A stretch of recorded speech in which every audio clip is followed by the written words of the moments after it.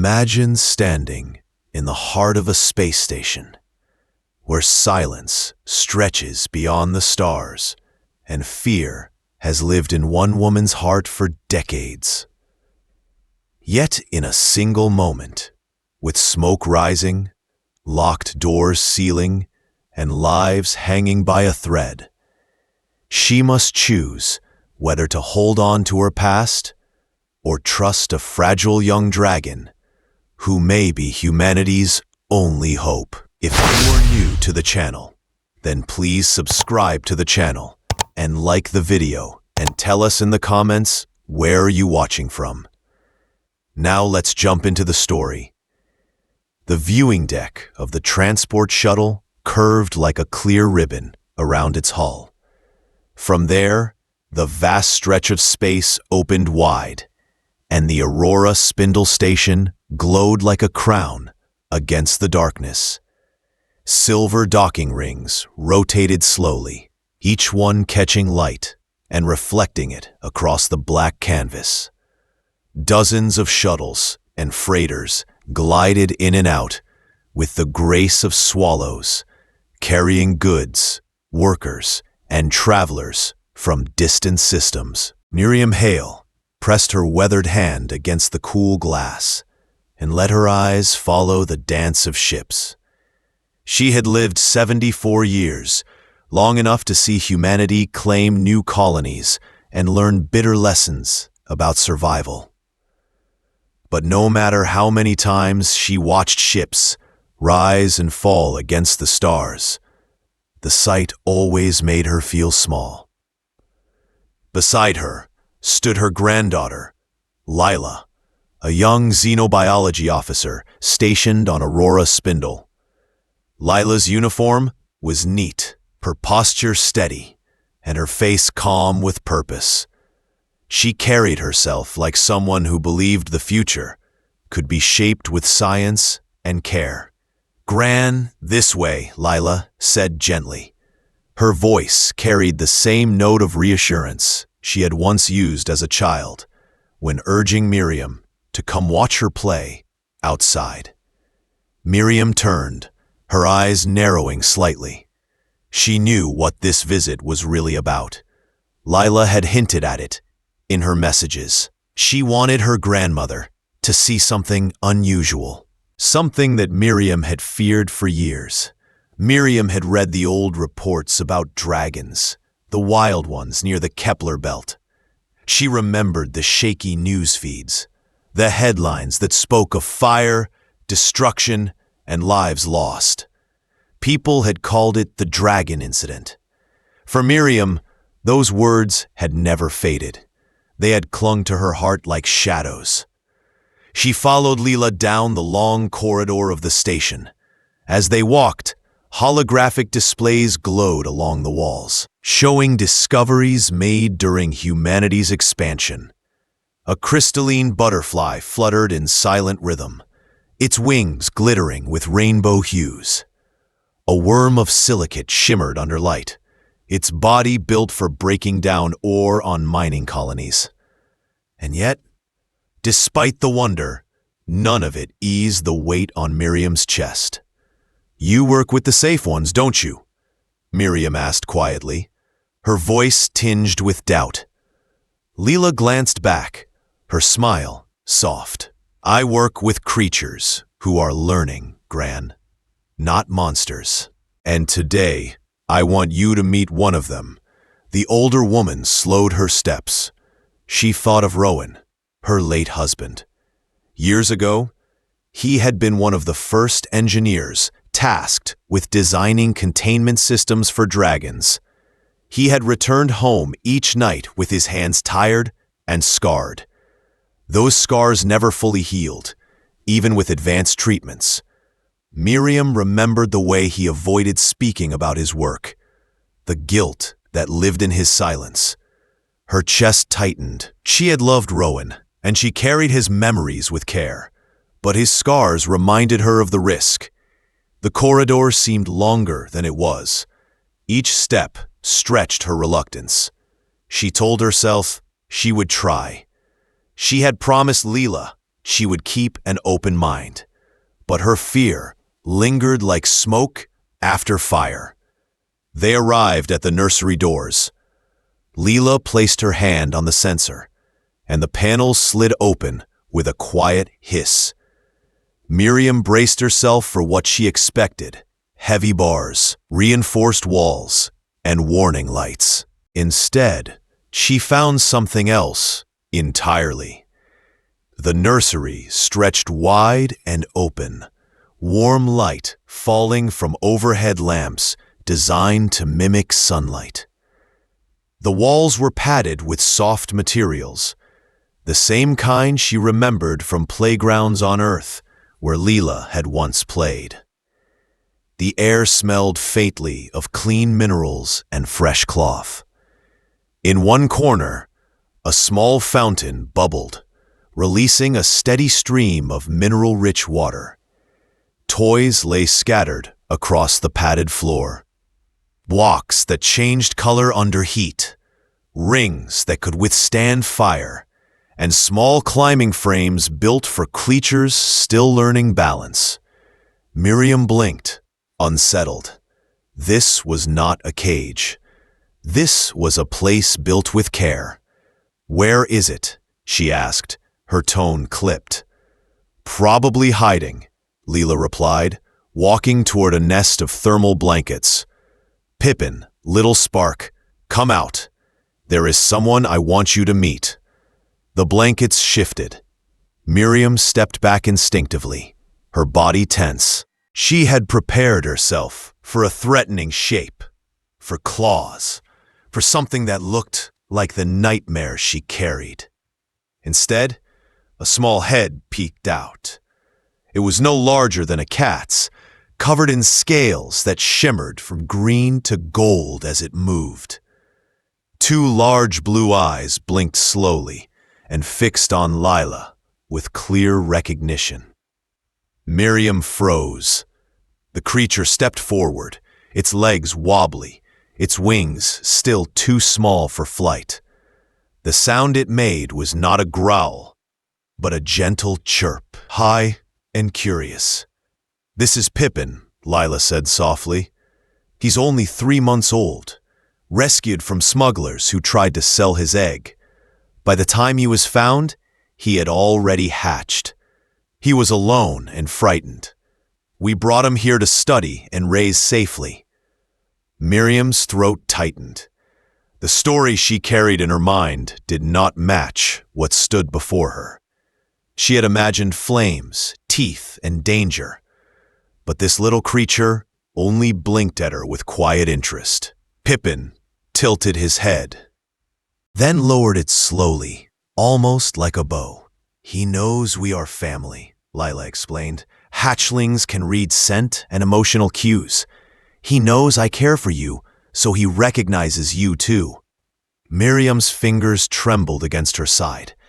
She wanted to deny it, to hold on to her old fears.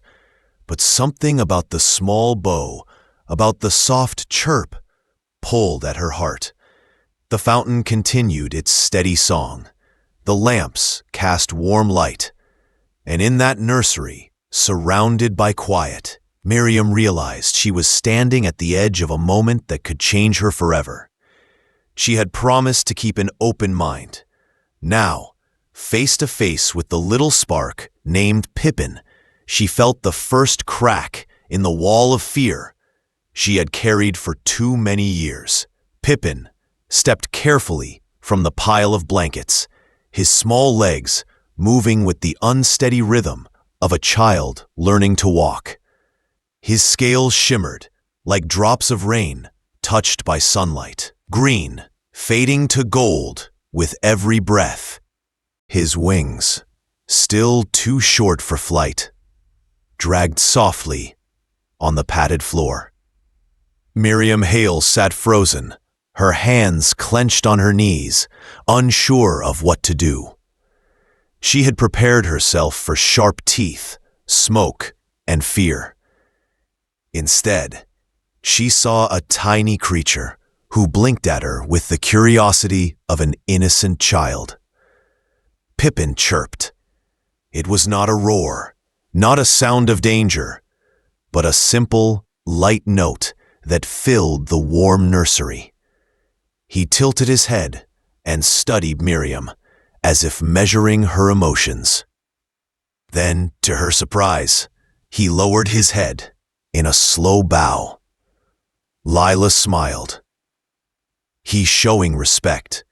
Hatchlings sense feelings. He knows I care for you, so he recognizes you as family. Miriam's throat tightened.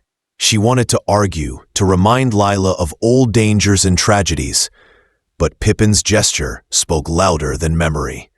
She watched as the little dragon toddled closer.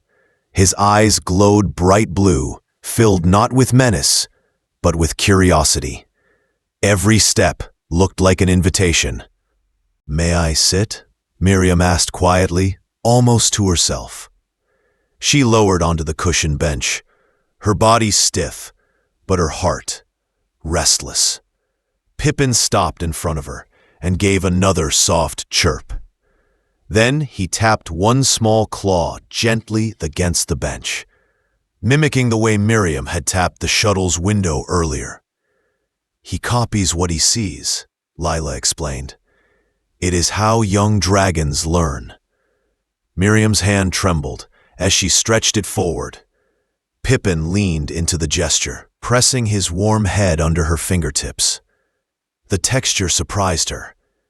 His scales were not hard plates of armor. They were smooth and soft, like polished leather. A low sound vibrated under her hand, steady and soothing. It was a purr, deep for a body so small, and it carried through her arm like a quiet engine.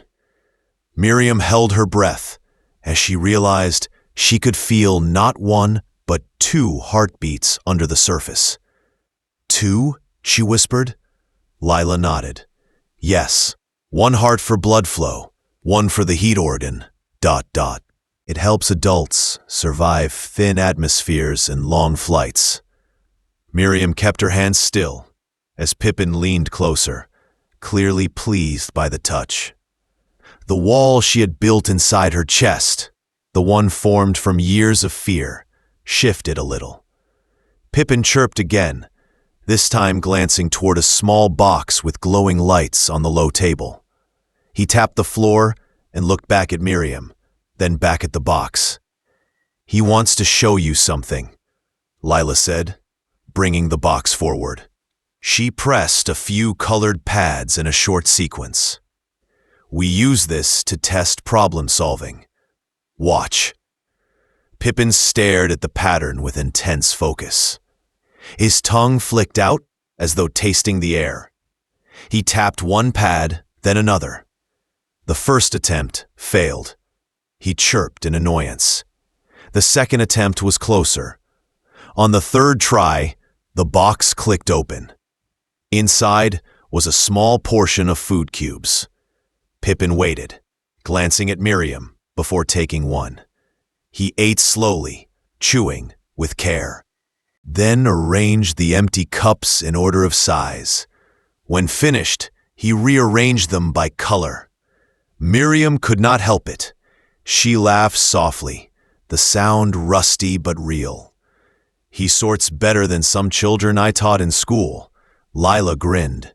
"He's only 3 months, and already he shows memory and logic. They are more than animals, Gran. They are learners." Miriam wanted to deny it, but the evidence sat right in front of her, chirping happily. A chime rang on Lila's wristband. She checked the display and sighed. "I'm being called to a briefing. It should be short, but I don't want to leave him alone. Would you mind watching him for a while?" Miriam opened her mouth to refuse, but Pippin made a small trill and placed one paw gently on her sleeve. His eyes searched hers, and his warmth pressed close. She hesitated, then nodded slowly. "Go, we will manage." Lila smiled, relieved, and hurried out. The door closed, leaving Miriam and Pippin alone in the quiet nursery. For a long moment, they simply looked at one another. Pippin climbed clumsily onto the bench beside her, curling into a warm ball. His scales radiated heat like a soft blanket. Miriam shifted slightly, but she did not push him away. She found herself talking. The words spilled out like water through a cracked dam. She spoke of Rowan, her late husband, of how he had worked on dragon containment systems. She told Pippin about the scars on his hands and the way he avoided speaking about what he had seen. She spoke of the silence that had filled their home after the Kepler incident and how fear had grown roots in her heart. Pippin listened, his eyes half closed, but his purr stayed steady, as though he understood the weight of her voice. When her throat caught on Rowan's name, Pippin lifted his head and tapped her cheek softly with one tiny paw. The touch startled her, but it also softened something inside. Miriam wiped her eyes and chuckled quietly. "You are too small to carry all this, little one," Pippin chirped in reply and nestled closer, his dual heartbeat steady against her arm. Time passed quickly. The feeding timer beeped, and Miriam followed Lila's instructions. She warmed the food to the right temperature, and Pippin ate neatly, examining each piece before swallowing. He was particular, she noticed, almost fussy, and she thought of Rowan, who always demanded precision in every tool he used. When the food was gone, Pippin licked his claws clean and climbed back into her lap. He stretched his small wings, then tucked them in and sighed. Miriam leaned back on the bench, her hand resting gently on his back. For the first time in years, she felt something other than fear. She felt the start of trust.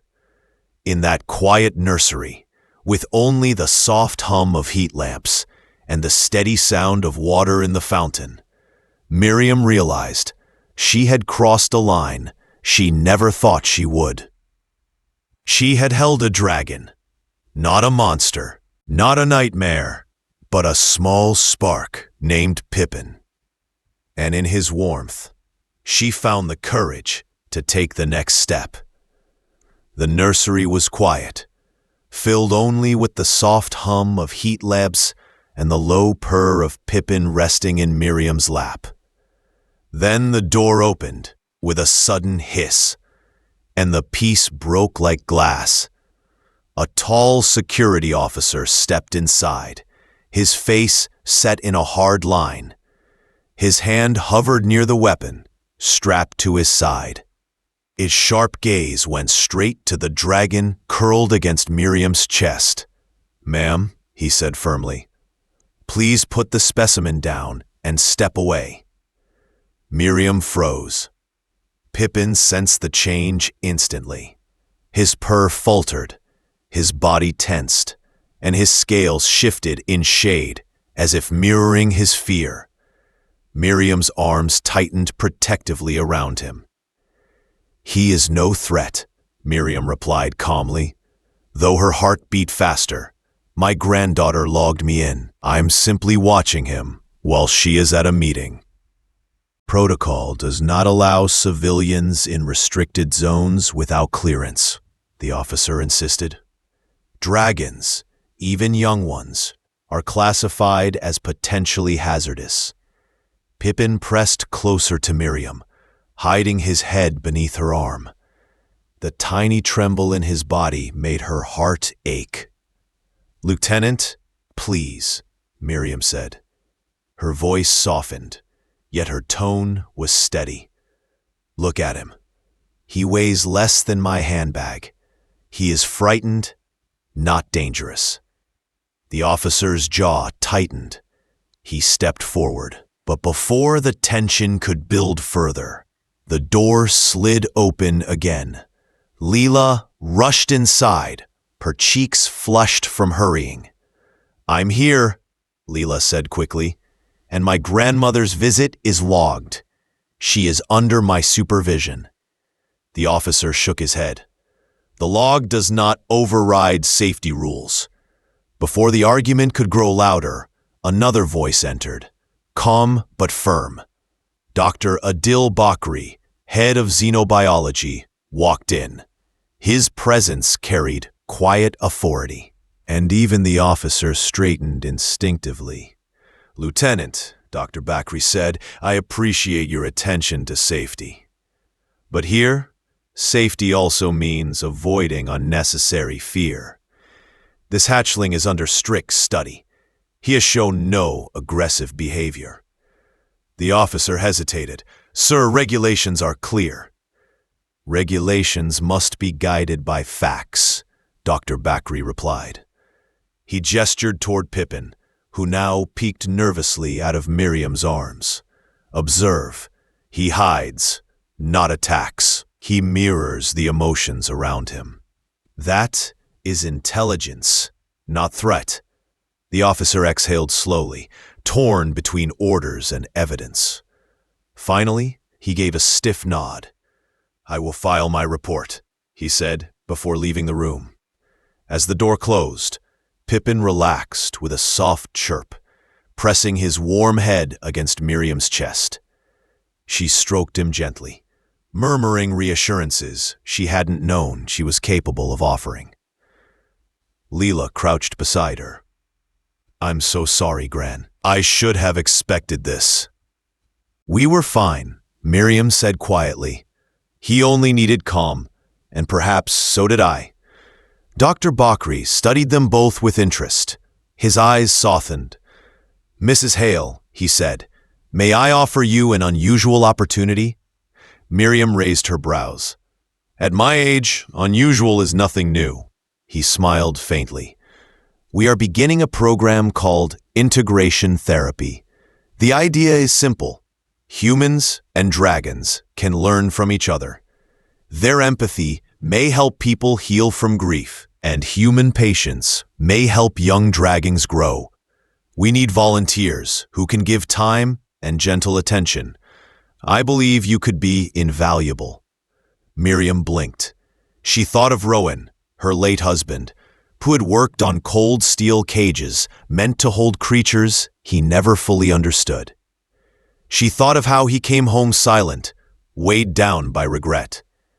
"You believe I can help repair what was broken," she said slowly. "I believe you already are," Dr. Bakri replied.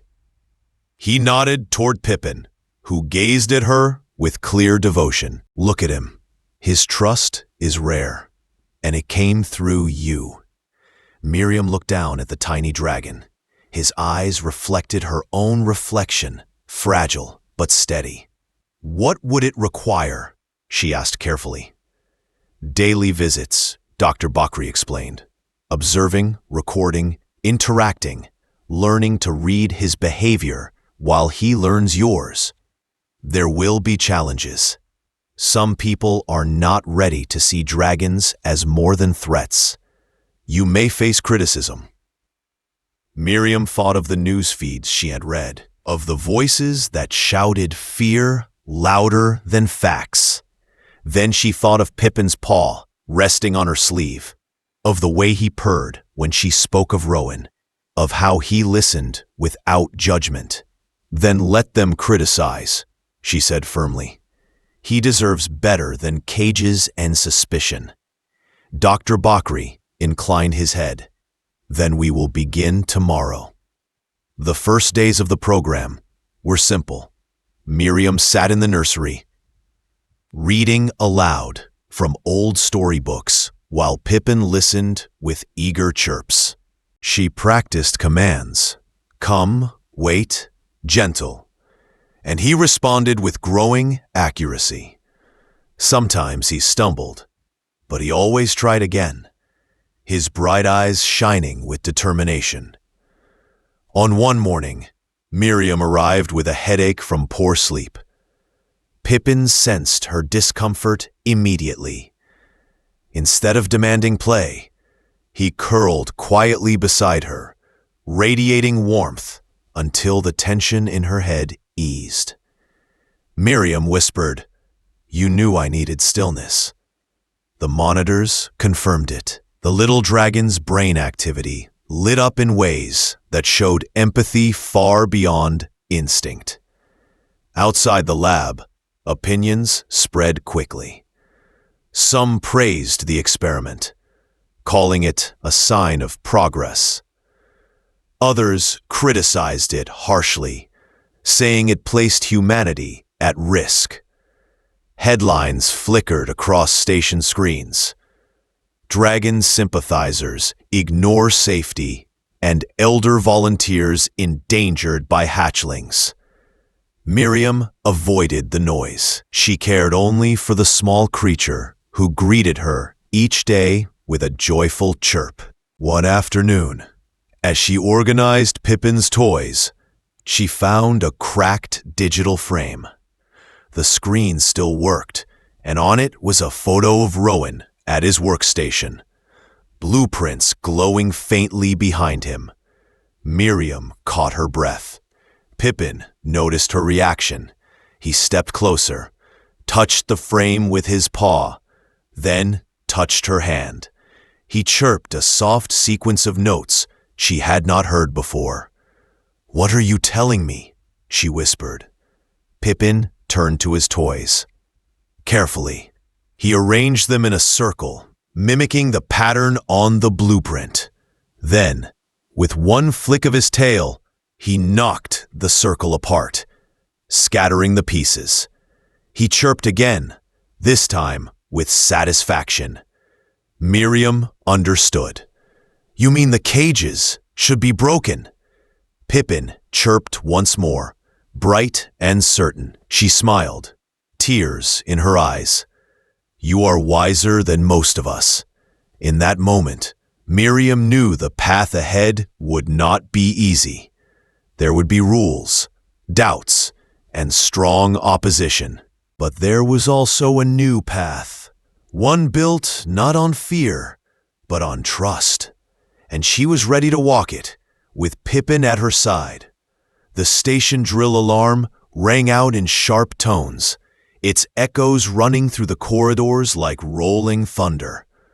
Amber lights pulsed along the walls, signaling what everyone believed was another routine safety exercise. Drills happened often on Aurora Spindle, and most residents barely looked up from their work. But Pippin froze. His scales flickered from green to dull bronze, his tiny body rigid with alarm. He raised his head, nostrils flaring, and released a high-pitched cry that sent a shiver through Miriam Hale's chest. "It's only practice," Miriam soothed, resting her hand on his back. Yet a moment later, she smelled it too. Smoke. Faint at first, then stronger. The bitter scent of something burning filled the warm nursery air. Pippin leapt from the cushioned floor and bolted toward the door, chirping frantically. Miriam's joints often ached, but in that moment, her body moved faster than fear. She followed the little dragon down a narrow service corridor she had never noticed before. Pippin ran with a purpose she had never seen in him before. He glanced back often, checking that Miriam was keeping up, his eyes glowing bright with urgency. They reached a side hatch near the juvenile dragon nursery. Smoke seeped from the ventilation grates. Miriam's heart sank. Inside were 3 young dragons, larger than Pippin, but still too young to protect themselves. The station's automatic safety system had locked the door, and she knew the suppressant foam used in that section was deadly to dragons.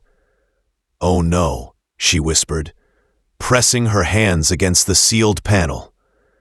Pippin stepped forward, staring at the keypad.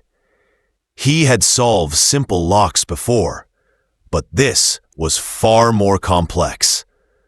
He tapped with one claw. The sequence failed. He tried again. Faster, his scales darkened with frustration. Miriam steadied her breath, remembering the calming rhythm she had taught him. Slowly, Pippin. Breathe with me. In for 4, out for 5. He looked at her, then back at the panel. His claws tapped once more, deliberate and careful. The lights flickered. On the 7th attempt, the lock released with a hiss. The door slid open, and smoke poured out. 3 juvenile dragons stumbled forward, their movements sluggish and their scales dim. "Come, little ones," Miriam said firmly, slipping into the steady tone she had once used as a teacher during fire drills. "Follow my voice." One of the juveniles faltered, collapsing halfway out the door.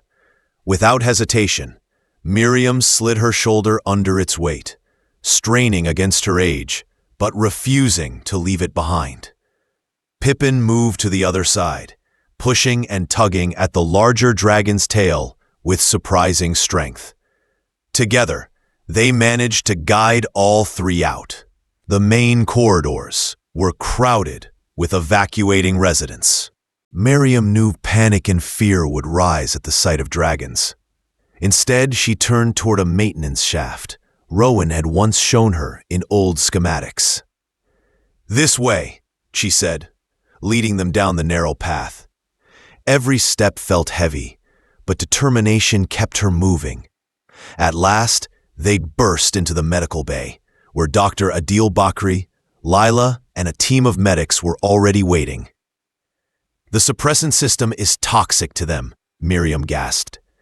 "They would not have survived." Dr. Bakri rushed forward, scanning the juveniles. His eyes widened as he took in the sight of Miriam and Pippin leading the group. "You saved their lives," he said, his voice filled with awe. Pippin chirped, his chest heaving, but his eyes were bright with pride. He pressed close against Miriam, his warmth a steady reassurance. Word of the rescue spread across the station, faster than any news feed could carry it. Security cameras had captured the entire scene. An elderly woman and a young dragon working together with courage and intelligence. The footage showed no sign of violence, only cooperation, problem-solving, and loyalty. Residents who once crossed corridors to avoid Miriam now looked at her differently. Children whispered excitedly about the brave little dragon who had opened the door. Even Lieutenant Mendoza, once filled with suspicion, admitted in his report that Pippin had displayed remarkable problem-solving skills and had placed himself at risk to save others. The conversation across Aurora Spindle began to change. Dragons were no longer spoken of only as threats. They were seen as partners, capable of empathy and bravery. Weeks later, a new space was opened on the station. It was not called a cage, nor was it built like one. It was a garden under glass, filled with warm light, soft hills, and flowing water. It was a place where humans and dragons could meet, learn, and heal together. Miriam carried a small pot of basil from her hydroponics plot and placed it near the water stones. Pippin stole a leaf, sneezed at the peppery taste, then tried again, clearly delighted by the discovery. His playful chirp echoed in the wide room, drawing laughter from the watching crowd. Not everyone was convinced. Critics still spoke of risk and danger. But the tide had begun to turn. Each day brought more people willing to look past fear and see possibility. One evening, Miriam sat with Pippin on a bench by the observation window. The station's silver rings curved across the stars, and ships glided in arcs of light. Pippin rested his head in her lap, his scales warm beneath her fingers. Leela joined her, carrying a tablet. "They approved the integration program," she said. "We'll train more volunteers and build more spaces like this. And it started with you and Pippin." Dr. Bakri arrived soon after, smiling warmly. "Mrs. Hale, you've shown us all a different way. From now on, no plan will be made without considering their place in it." Miriam stroked Pippin's neck. His dual heartbeat thrummed softly under her hand, steady and strong. She thought of Rowan, of the scars he carried, of the silence he left behind. Then she looked at Pippin, who chirped once and tapped her hand with his paw. Their shared signal for here, together, home. The stars outside seemed brighter. The station, once a place of suspicion, now felt like the beginning of something new. The story of fear had turned into a story of courage. And in that quiet moment, with Pippin by her side, Miriam knew the future would be written not with walls and cages, but with trust and belonging.